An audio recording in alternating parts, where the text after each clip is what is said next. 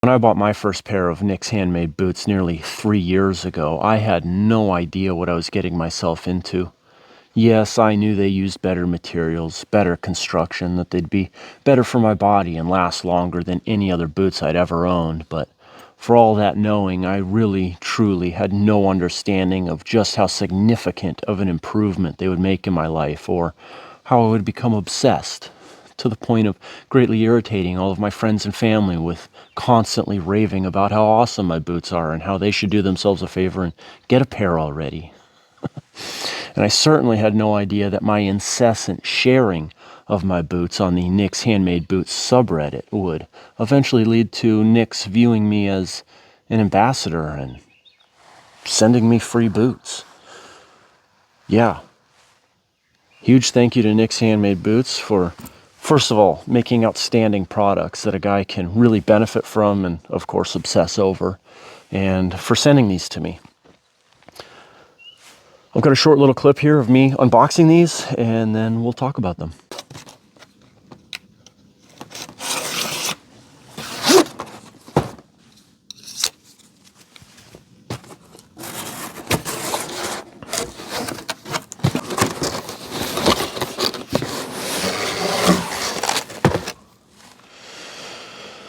Oh, if you've unboxed Nick's, you know.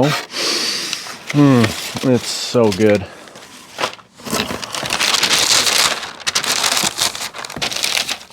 Oh boy. Oh boy. I'm pretty sure I know what that is. We'll look at that in a second. All right, here we go. Am I in frame?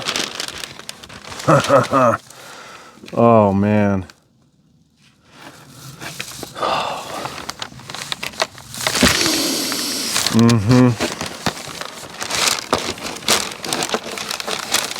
Oh my goodness. Oh my goodness. I can't believe I'm holding these. Oh man. All right. Gotta do this.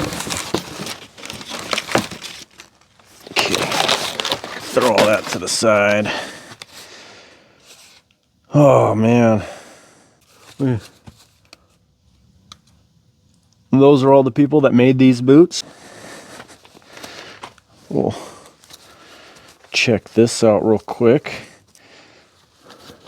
These are these are great. These are awesome. All right, so these are like boot care cards. They're stamped leather cards that you can, identify your boot on and then keep track of the different things you've done: conditionings, cleanings, repairs, resoles, rebuilds. Yeah. New boot day, which number in the collection the boot is. Anyways, yeah, I don't want to spend too much time on that, but that's really cool. Thank you, Luke, if you ever see this. That was awesome. So I'll have to apply the 4, this being the 4th pair, and then I'll have 1 to spare for whatever's next. All right.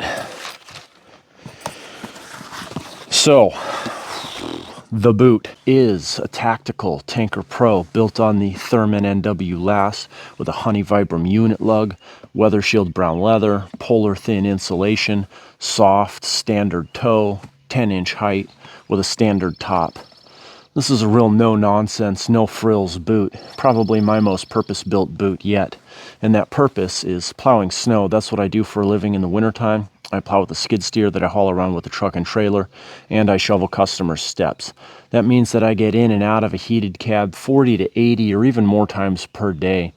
When you're getting out of a warm cab, snow always sticks to your warm boots, and no matter how meticulously you bang them off when you get back in, there's always a little residue left which will melt and soak into the leather, and the more wet your boots are, the more snow they collect the next time you get out. That can produce a sort of snowballing effect of exponential saturation. You combine that with the right temperature, humidity, and snow moisture levels, and you can have some of the wettest boots of your life. I don't know what it is about the dynamics of the snow and the warm and the cold and that whole situation. I certainly have my theories, but that's not a rabbit hole we need to go down in this video. Suffice to say, I have never had boots more soaked than when plowing snow in the wintertime. Even standing submerged in water for hours at a time hasn't saturated my boots the way that the snow does. And those are the conditions that I built these boots to combat, and the options that I chose are, first of all, weather shield leather. This is just like all of Nick's other work leathers. It's 7 to 8 ounce, comes from Seidel Tannery in Milwaukee, and it is, as a part of the tanning process, infused with silicone. So rather than being treated superficially with something after the fact that's going to be very easy to wear off, it's actually impregnated into the leather, which gives it an extremely durable hydrophobic finish and makes it very fast drying, which I think I'd like to see Nick's talking about that a little more. They might mention it somewhere, but I didn't see it. I actually learned about it from some of the folks on the Reddit page, and now that I've been wearing these for a while, I can also attest to it. It's pretty incredible how fast this leather dries. The other primary option that I chose for water resistance is a 365 stitch down model. I went with the tAKtical tanker because I'm a tanker fanatic, but if you're not interested in a tanker, you can still get the 365 stitch down in a lace-up configuration.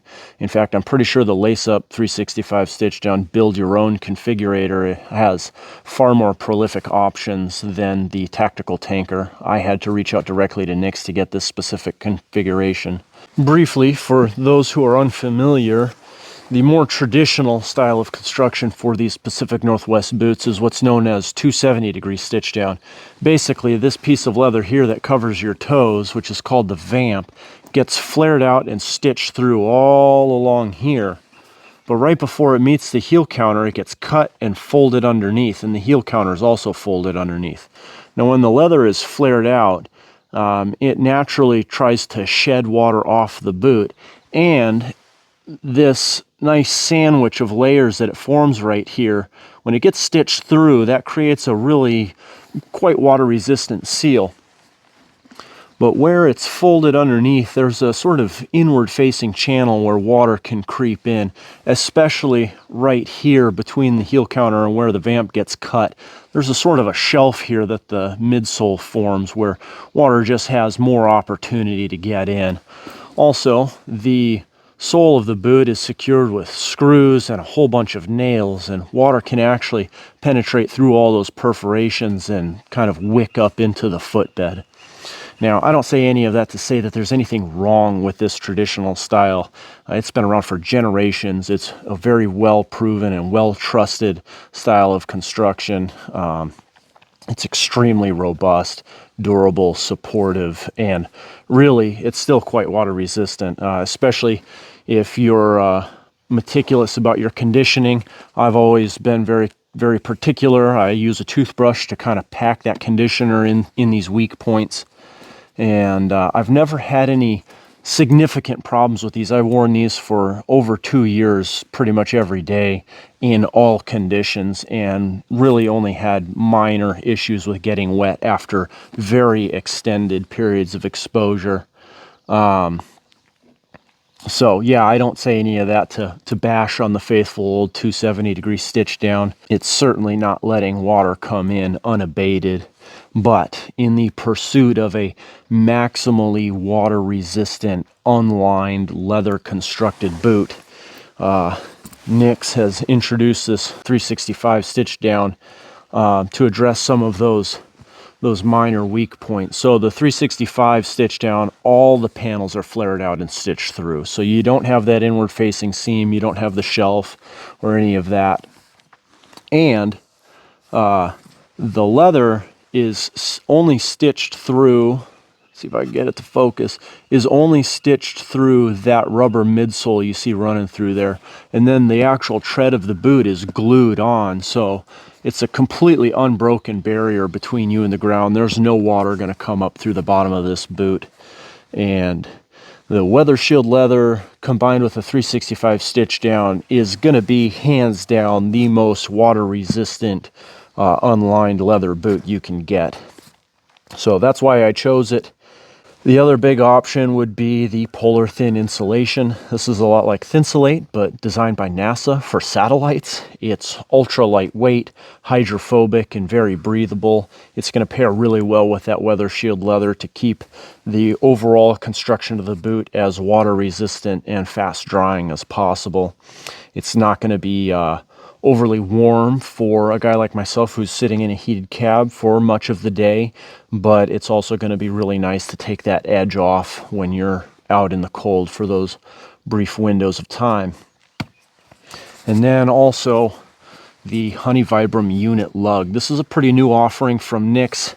They've offered the two-piece honey sole for quite some time, and I've been a huge fan of that. So when they started offering the unit lug, I was really excited to see that. With the 365 stitch down, you can't have a heel stack, so you have to have the one-piece construction.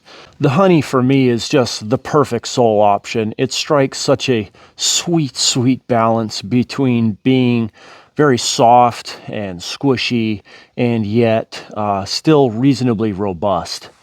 The soft and squishy part is really important for me for traction in the wintertime. Walking around on metal decks and ice on a regular basis means that traction is very important.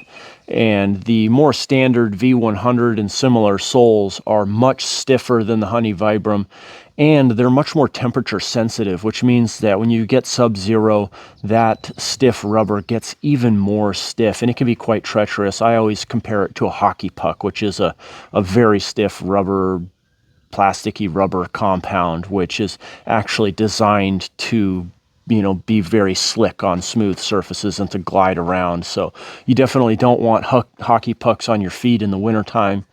And so that's why I like the Honey Vibram, because it's so much softer. And then also on the other end of the spectrum, you could definitely go with a wedge sole. They're reasonably good traction in the wintertime, but they're just not quite robust enough for me. And that's where that Honey Vibram comes in. It's such a perfect balance between the two. It might seem a little untimely to be making a video about an insulated, water-resistant boot from Nix, but lead times are 18 to 35 weeks. So if you're interested in a boot like this, you probably want to order now so that you'll have it for winter. Yeah, thinking about various applications where I think that this build would really excel. Obviously anybody who's in and out of a heated cab like myself, so I think of other plow operators obviously, but also like delivery drivers and stuff in areas where there's snow, and also probably a lot of different construction folks in the more temperate winter zones where it's probably quite wet and soggy, never really, deep cold. I think that this would be a really excellent option. Also, probably various different service technicians who are in and out of people's homes during the winter. If you're hooking things up on the exterior and then having to run inside and check connections and stuff, then a build like this would be, I think, very appropriate. If you're in and out of people's homes, you might want to consider a wedge sole just so that you're tracking around less snow. I think that about covers it. If you have any questions, obviously leave them in the comment section below and I'll answer whatever I can.